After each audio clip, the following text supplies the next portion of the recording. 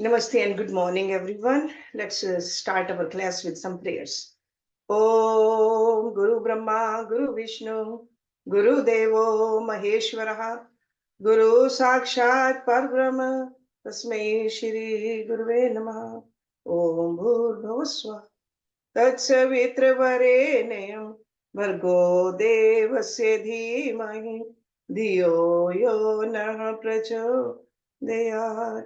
अस्तो मा सद्गम्य तमसो मा ज्योतिर्गम्य मृत्योर्मा अमृतं गम्य ओम सेनावतु सेनाभुनक्तु सवीर्यं कर्वावै तेजस्विनावधीतमस्तु मा विद्वेषावै ओम शांति शांति Shanti Om.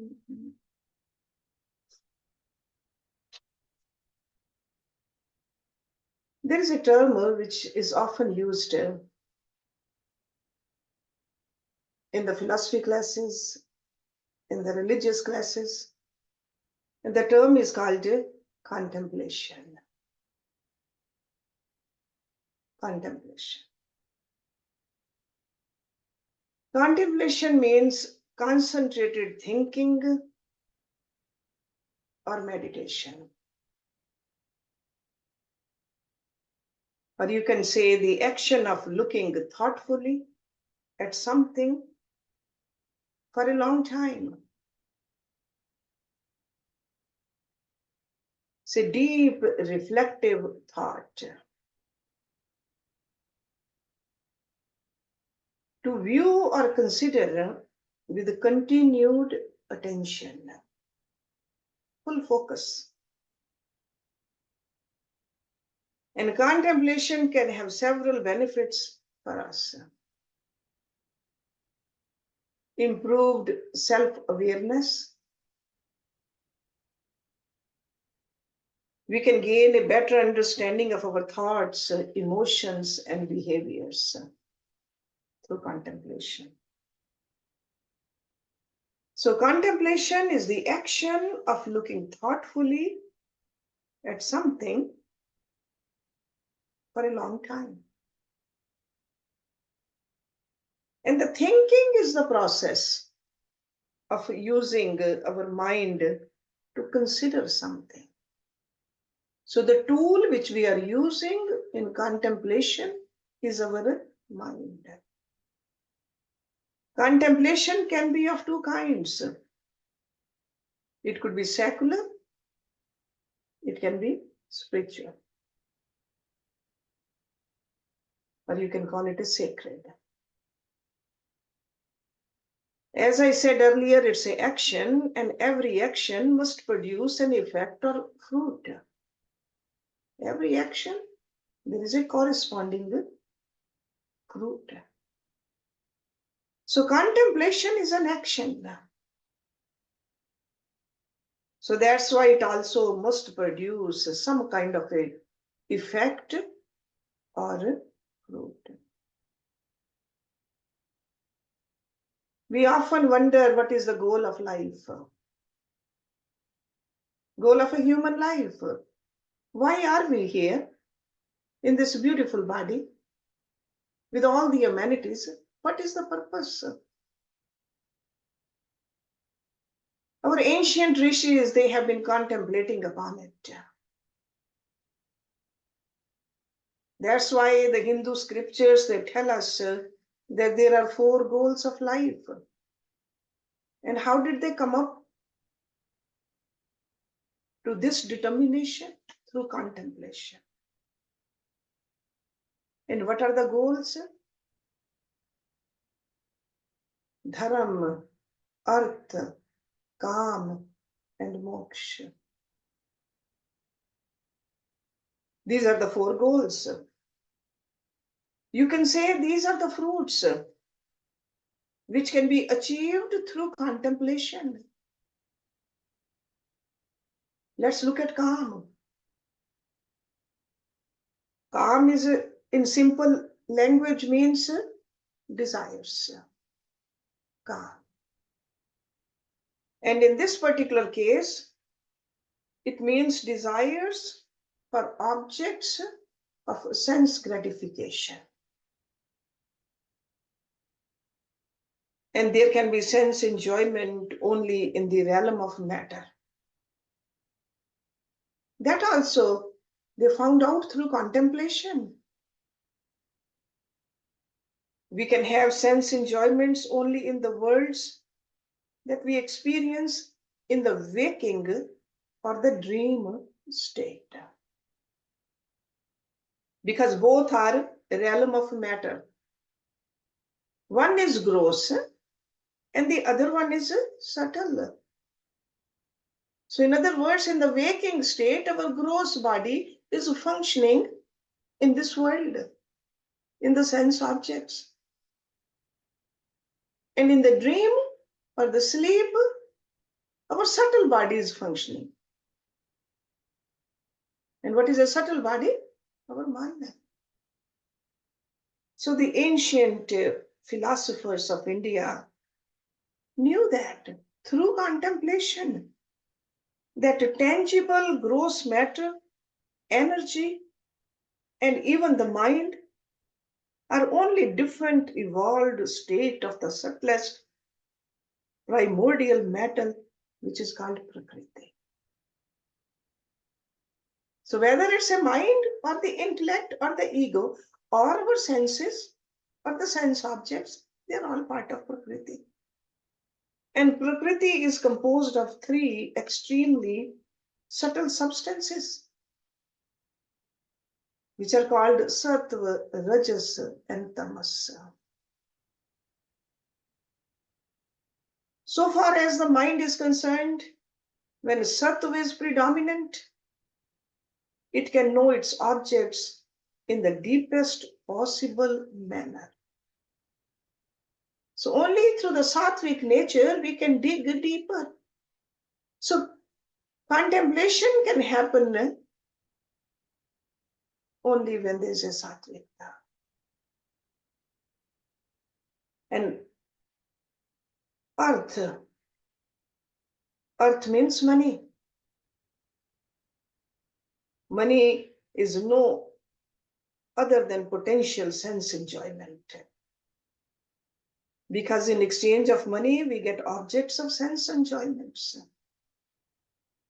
So earth is fully related with the calm. And the third goal is dharma. Dharma has been defined by these rishis in our scriptures, that which sustains. Dharyate dharma इत्याय. धारण करने वाले को धर्म कहते हैं. For example, fire has the capacity to burn. It is this capacity that sustains fire. Without it, fire ceases to be fire. So the dharma of a fire is its burning capacity. So in case of us, human beings, it means something that forms the very core of our existence. Something without which we cease to exist. That means we are no more.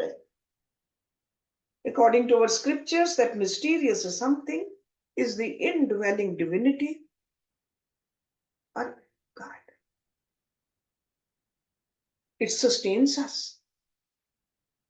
Therefore, this is our true dharma. God has two aspects. One endowed with a personality, and the other devoid of the personality. The first one is called Ishwar, or personal God. And the second one, Brahma, or impersonal God. So Brahma doesn't have a form. When we talk about Ishwar, Brahm has taken the form in the name of the Ishwar. So God or divinity cannot be known by an ordinary mind. That's why we need a contemplative mind. And a mind with a preponderance of sattva is able to experience God. Such a mind is also called a pure mind. This state of mind can be achieved by intense spiritual practice. That's why this contemplation is so important. And the fourth goal of life, dharma, leads us to moksha. See, just like a calm leads us to artha, dharma leads us to moksha. One who experiences Ishwar or Brahma attains moksha. So this experience has to be very intimate. So just like a calm, you need the experience with the sense objects. To attain moksha, we need to have that very intimate experience with God. Moksha is liberation from the cycle of repeated births and deaths. In this transmigratory world. According to these great rishis, through the scriptures, they say moksha can be attained by any of the paths. As long as you keep on walking on the path. It could be a path of bhakti yoga. It could be a path of Raj yoga, Gyan yoga, or Karam yoga. When you start on these paths, they may look different. But as you are going close and close to that goal, there's no difference. They all merge into the same goal, moksha. But remember, among these four goals of human life, dharma and moksha are spiritual goals, while kam and artha are secular. So our rishis, they contemplated on the secular also, and they contemplated on the sacred also. Because while we live in this, on this earth, in this body, we need to fulfill our desires. We need to earn the earth also. But they say don't forget the dharma and the moksha also. That is called a balanced life. Just like a table has four legs.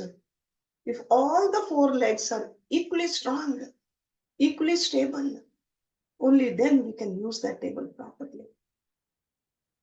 That's how our life is too. To achieve these goals, action is necessary. But there cannot be any action without a thought behind it. So thoughtfully we got to act. Before doing the action, we should think about it, not afterwards. And not just keep on thinking only and not acting. There got to be a proper balance. We know that even our reflex actions are the result of our repeated actions of the past prompted by our thoughts. So even in this subtle body, thoughts are happening. A little deep thinking enables us to realize that our human personalities are no other than the effects of our past thoughts. So we are the creator of our bodies. We have to take this responsibility. And in future also, we can create the bodies the way we want. We have that freedom. So in other words, we are really our minds more than our bodies. You know that a saint is mentally a saint, not physically.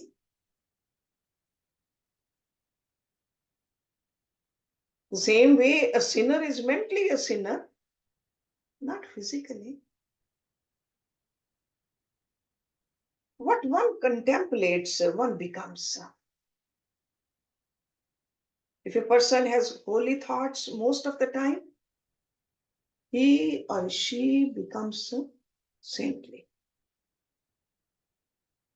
On the other hand, one who continually indulges in evil thoughts becomes evil. That's how important the thoughts are. So the mundane thinking will lead us to the fruits, calm and earth, while the spiritual thinking will enable us to achieve the fruits, dharam and moksha. So it's up to us what kind of a thoughts we want to keep in our mind. If you repeatedly think of something, you acquire its nature. If you think of God day and night, while you are awake or even during sleep also. Because during your dream, mind is not sleeping. Only in the deep sleep, mind is sleeping for a short time. Again, it wakes up from there too. And thoughts are bubbling. So if you think of God day and night, you will acquire the nature of God. There are many examples. However, of how spiritual contemplation can permanently transform ordinary, imperfect people into better, saintly people. Our scriptures have many, many examples like that. The one you are all familiar with in the epic Ramayana, well-known story of Ratnakar, provides us with a beautiful example of how spiritual contemplation can transform even a robber into a saint. And not just a saint of an ordinary caliber, a saint who became Trikaldarshi. That means he could know the past. Of course, he knew the present, but he could foresee the future also.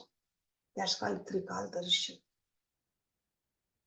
It's not that important to find out whether a termite mound really grew around Ratnakar's body or not.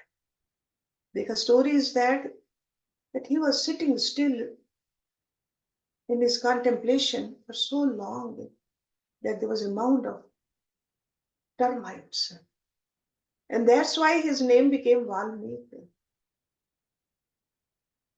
Okay? So Valmiki, then later on his name became. But it is more probable that he sat in a place surrounded by several termite mounds. And the storyteller obviously used this idea to dramatize Ratnakar's total absorption in the chanting of the holy name. So we got to draw the true message from it. So the most important message that we get from the story is that robber Ratnakar became spiritually transformed into a great sage Valmiki. That is the fact. So, in other words, the fruit of Ratnakar's spiritual contemplation was his experience of God. This experience transformed into Valmiki. Our scriptures and religious tradition provide us with many such examples. These examples are undoubtedly inspiring. Because often we think, no, we have done so many bad deeds in the past. How can we become one with God? But this should inspire us. But still, one may think that these people had the rare privilege. What about others who haven't had that privilege? Do they have any hope? Can they also become saintly? Can we become saintly? Remember, saintliness is a state of mind. A saint is mentally a saint, not physically. We know about sage Ashtavak. His body was defective. Ashtavakra. So there were eight, Asht means eight. Eight places he was deformed. But that did not affect his saintliness. That's why it's not possible to judge a saint externally. Unless we can fathom the depths of his mind, we won't know his saintliness. And how do we know the depth of his mind? Through contemplation. We got to learn how to join our mind to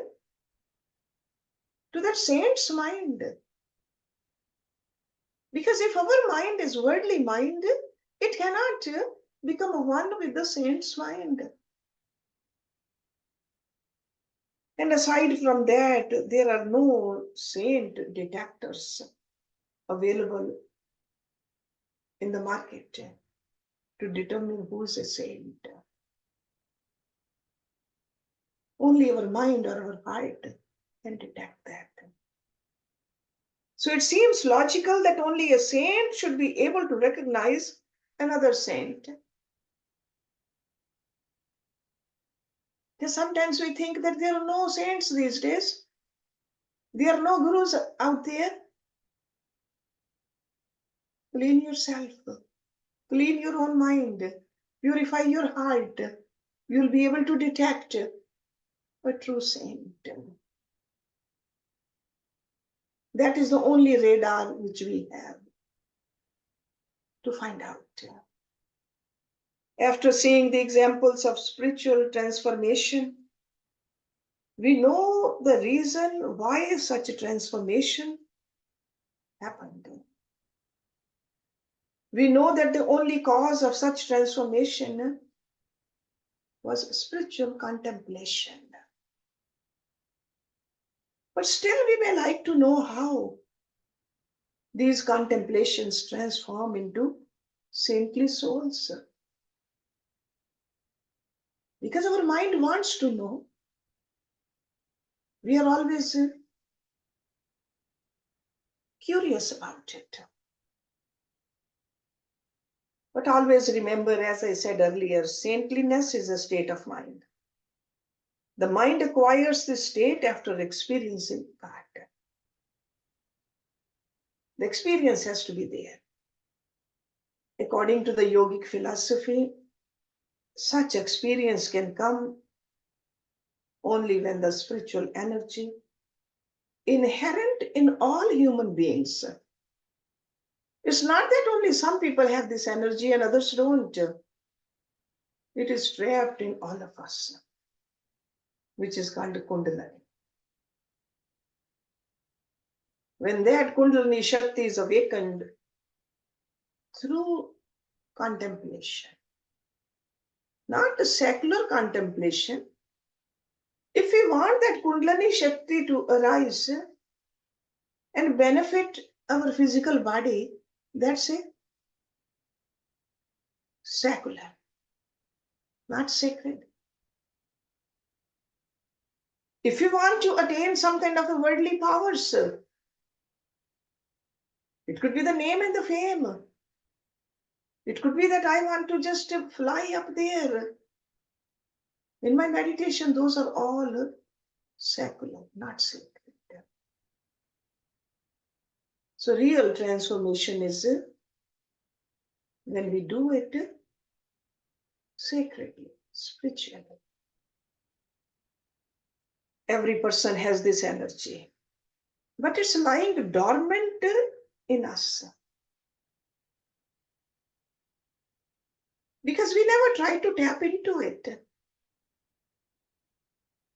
It's coiled up like a snake in a state of hibernation.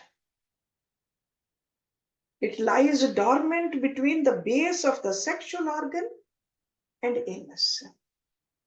That is the place. That's why there are so many yogasanas we do while concentrating at that place. With our own mind, the mental energy, we want that Kundalini to rise. A coil in Sanskrit is called a kundala. So the word Kundalini derived from this word means something which is coiled up. So when a person with a concentrated mind thinks of God, not just utter the name of God, but thinks of God, the bhavana has to be there. Whether it's the name of Ram or a Krishna or a Shiv or Om, doesn't matter. As long as you think it's God's name. God who is ever pure. God who's holiest of the holy. You can do it either through the incense and japa. Every morning, get up early. Before anybody else wakes up, sit down. Do that internal japa. Or meditation. But make sure you are completely mentally pure. Mentally pure means there's no agitation in the mind, there's no restlessness in the mind. Not just the mind I'm talking about, the man, but the buddhi also. Shouldn't have be doubtful. Pure mind has a state of preponderance of sattva. Pure mind. Such a mind enables a person to experience God. Aside from this, something else also happens. Scriptures talk about three kinds of space. The scriptures we study also in these classes. These are three terms we are familiar with. One is called Mahakash. Mahakash is a outer space. Then there's a Chitakash. You can call it a mental space. Then there's a Chid Akash. So Chit Akash and Chid Akash. So Chit Akash is a mental space. And what is this Chid Akash? That is called a knowledge space. This world with all the stars and planets, solar systems, they exist in the Mahakash, outer space. Mahakash. Maha means great. great space. So we, the creatures on this planet Earth, also exist in the Mahakash. That's why we often, this analogy is used as big as the Akash, Mahakash. Whatever exists in the world of our thoughts or imaginations, which exist in the mental space called Chit Akash. The same way all the objects and living beings in the dream world exist in the Chit Akash. Mind, Chit Akash. To explain the Chida Akash or knowledge space, according to the yoga philosophy, there are three very narrow channels running through the backbone. The left channel is called Ida, the right channel is called Pingla, and the channel in between is called Sushushmana. So Ida, Pingla, Sushushmana. When we are physically active, our energy passes through the Pingla channel. Physically active. At this time, our outgoing breath through the right nostril is stronger. If you pay attention to it. When our mind is active, our energy passes through the Ida channel. At this time, our outgoing breath through the left nostril is stronger. We are breathing from both sides, but somehow you feel the greater strength in one part. The Sushmana channel is usually closed at its lower end, but it can be made to open through intense spiritual practice, such as a japa, meditation, contemplation. The Kundalini, when awakened, enters the Sushumna channel, the middle one. Because only the Sushumna reaches all the way to the Sahasrara chakra. Ida and Pingla, they end over here. So that's why yogis, through all this contemplation, the deep thinking, they could see that. So the Kundalini, when awakened, enters the Sushumna channel, starts coursing upward toward the brain. When that happens, this practitioner, the yoga practitioner, gains access to the knowledge which is called Chid Akash. So this knowledge is not a knowledge, ordinary knowledge. This yogi did not use the intellect part of the subtle body. Because we do have a buddhi also, but this buddhi is a very ordinary buddhi.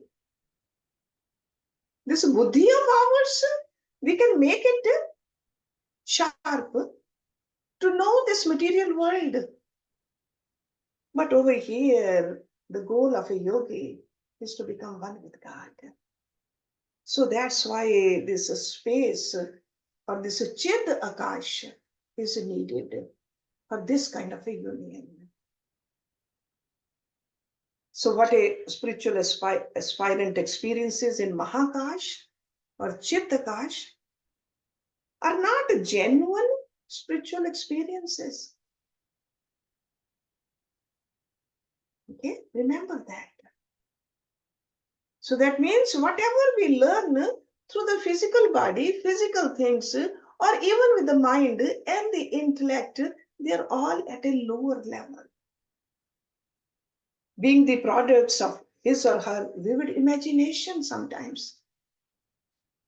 They are not any different from the fancy or hallucination. On the contrary, whatever the spiritual aspirant experiences in the Chid Akash is a genuine spiritual experience. There's no doubt about it then. It is as clear, no doubt. The world can say that no, this is not true, but the yogi knows it is true. That's how our rishis, our yogis, they knew the earth is round. They knew exactly how far the sun is from the earth. They talked about the multi-universes also. They talked about all these elements also, all the energies also. They had the direct experience in this Chit Akash. Such experience alone transforms a mind permanently.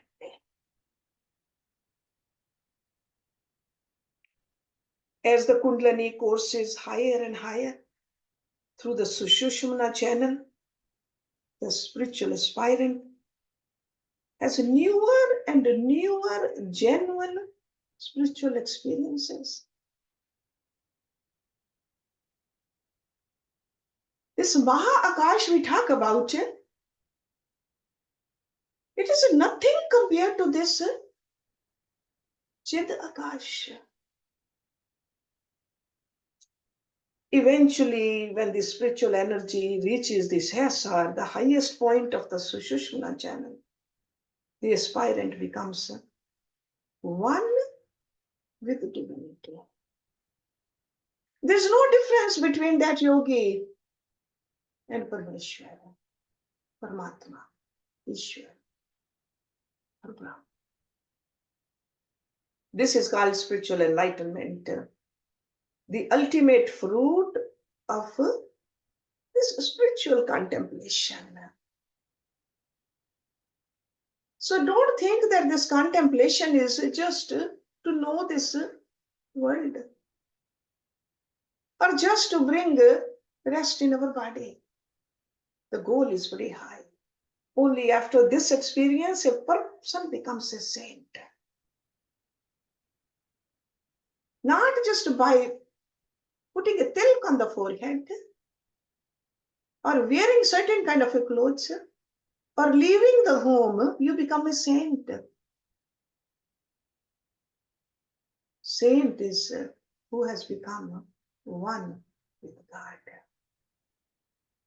So to have a genuine spiritual experience, such as experiencing God, the awakening of the Kundalini is essential.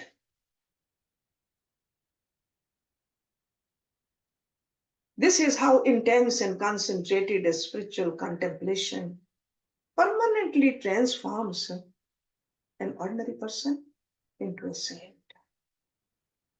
Or you can call it a God realized soul.